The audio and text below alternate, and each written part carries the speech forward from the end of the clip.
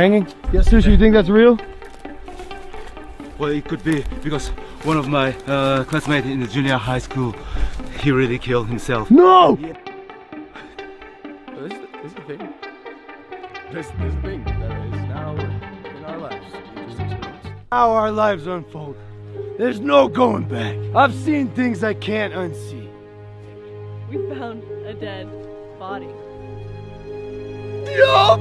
What the fuck? There was a time when Logan Paul seemed untouchable, the golden child of YouTube, the face of a new generation that could turn a camera and a smile into an empire.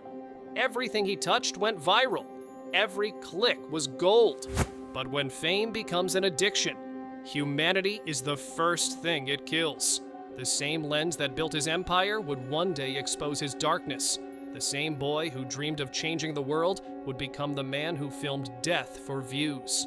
In a single upload, the internet's golden child turned into its greatest villain, a symbol of how far we've fallen when content means more than compassion.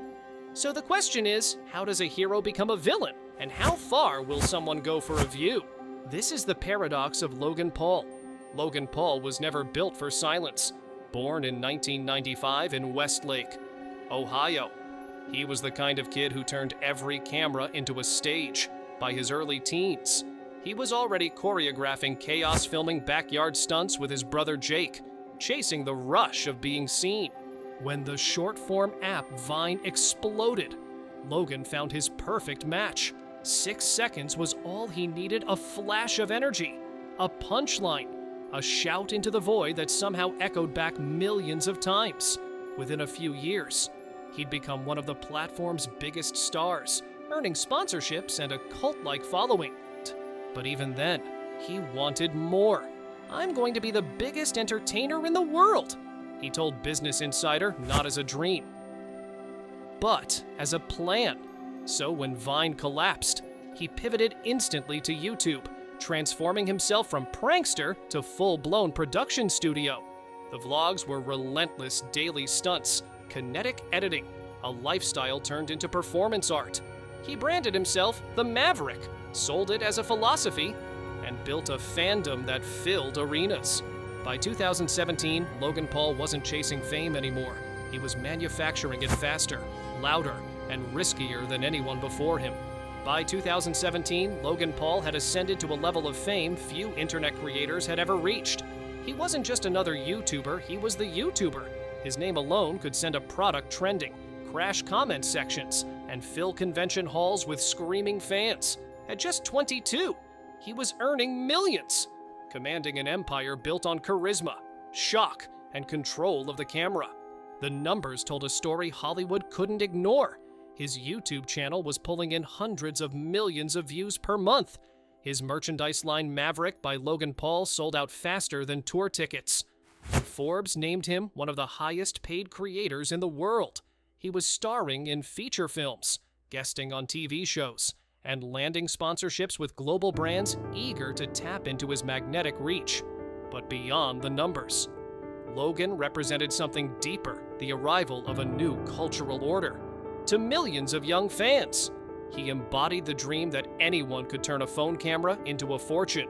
He was raw, unscripted, and relentless, a symbol of the unfiltered internet age.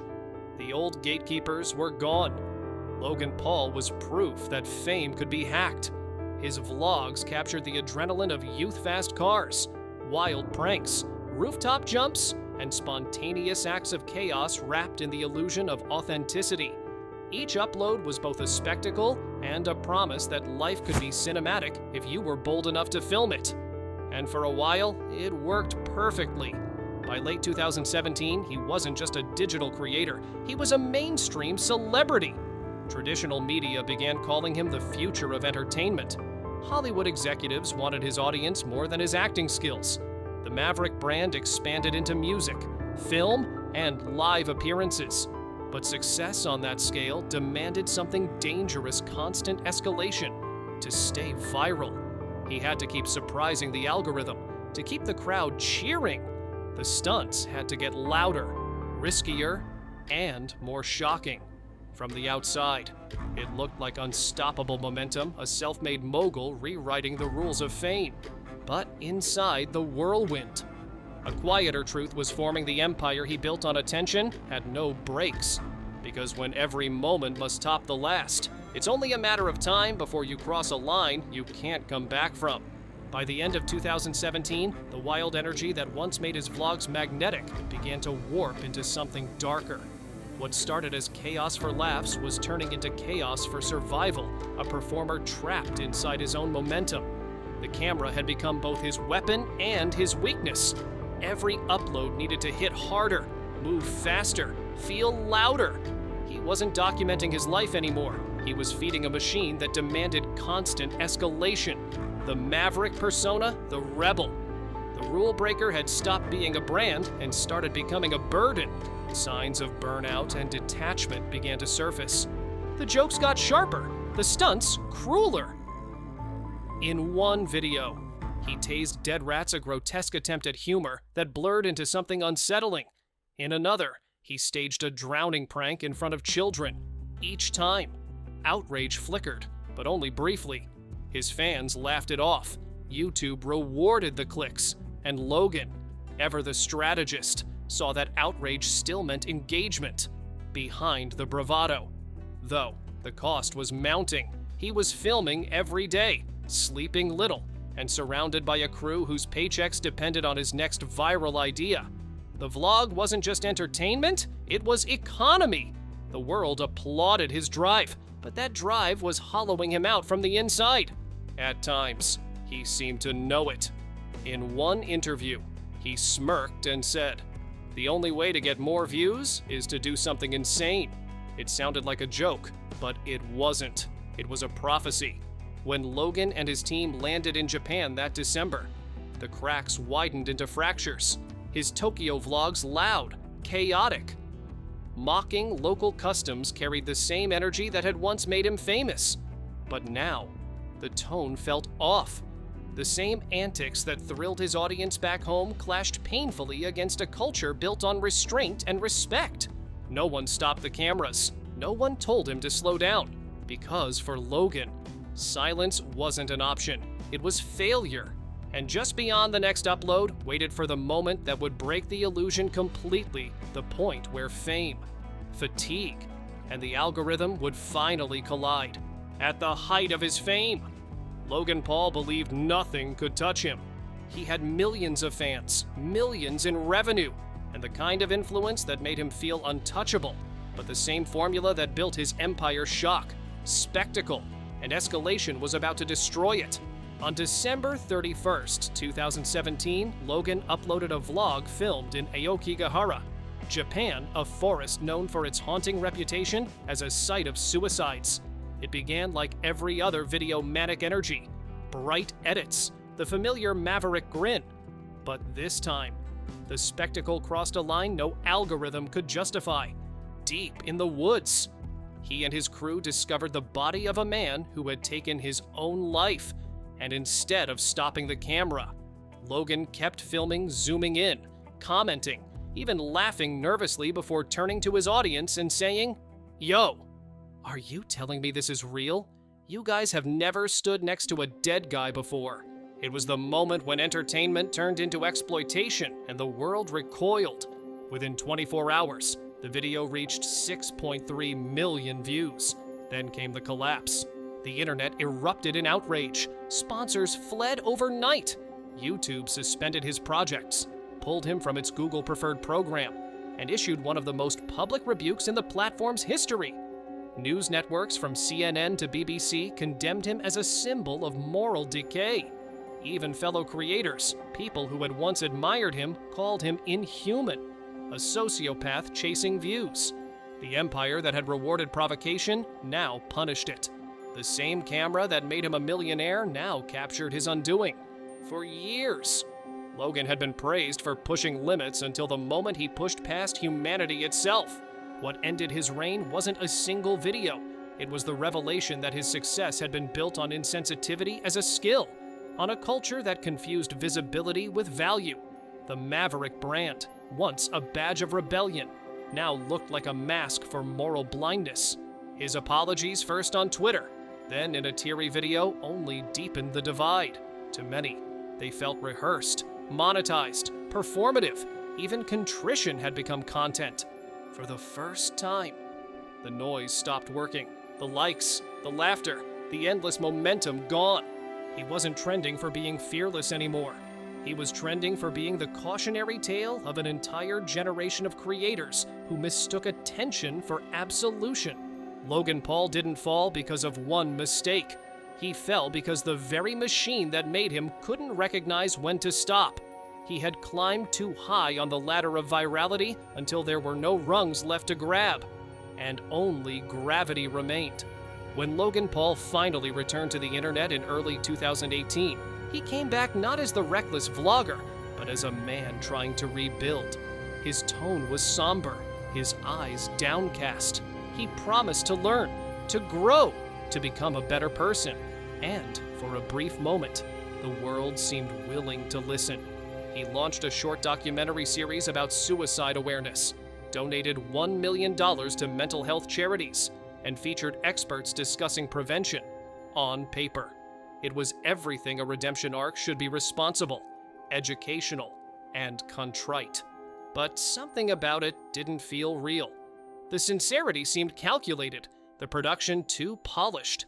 Viewers couldn't shake the sense that even his apology had been content. Still, Logan understood the new rules of redemption. In the digital age, you don't retreat, you rebrand. He stopped daily vlogs, started a podcast called Impulsive, and began exploring boxing, a sport that would redefine his public image entirely. The camera no longer followed him causing chaos. It followed him training, sweating, fighting, in the ring. Logan reinvented himself not through words, but through spectacle. His fight with fellow YouTuber KSI became a global event, streaming to millions, earning millions, and transforming his downfall into a marketing triumph.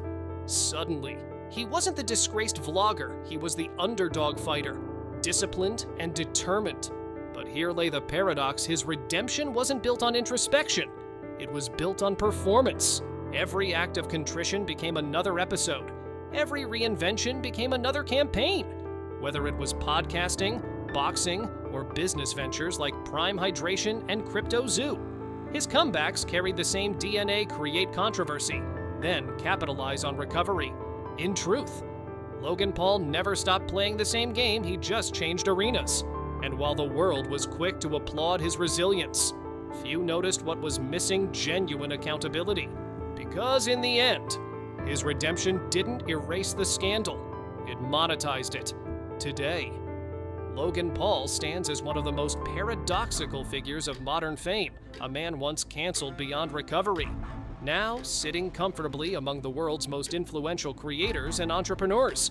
He's a WWE champion, a podcast host with millions of listeners, and a businessman whose ventures, from Prime Hydration to his NFT projects, have generated staggering sums.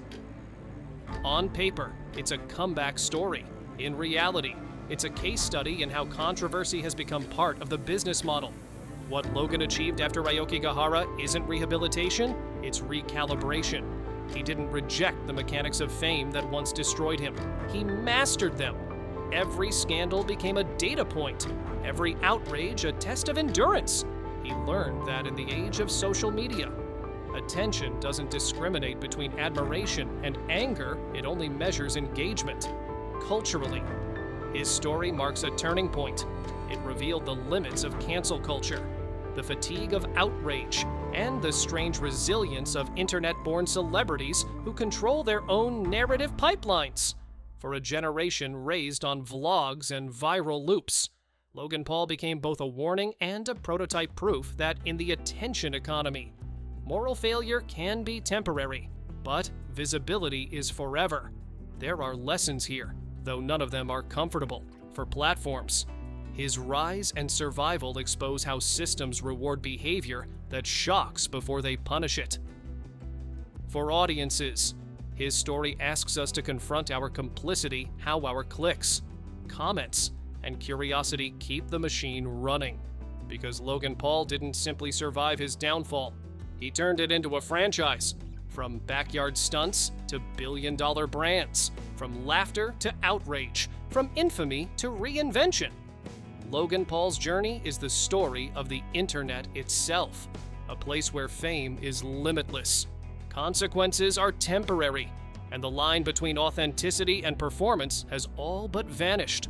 He began as a symbol of ambition, the boy who would do anything to be seen.